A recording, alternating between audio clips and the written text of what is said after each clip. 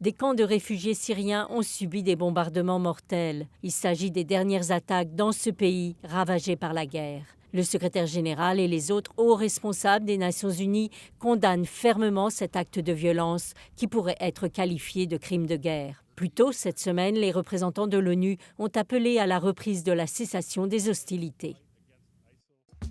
Même les guerres doivent suivre des règles. Il est temps de les faire respecter. Cette semaine, le Conseil de sécurité a adopté à l'unanimité une résolution concernant le renforcement de la protection des travailleurs de santé, des malades, des blessés, ainsi que des hôpitaux et des cliniques dans les zones de conflit.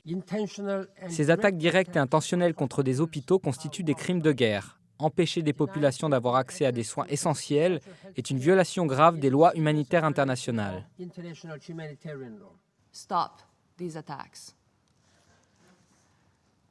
Il faut que ces attaques cessent. Les discussions qui ont eu lieu aujourd'hui ne doivent pas seulement être pure rhétorique. Cette résolution ne peut pas avoir le même sort que tant d'autres, notamment celle sur la Syrie adoptée au cours des 5 dernières années. Être violée quotidiennement avec impunité.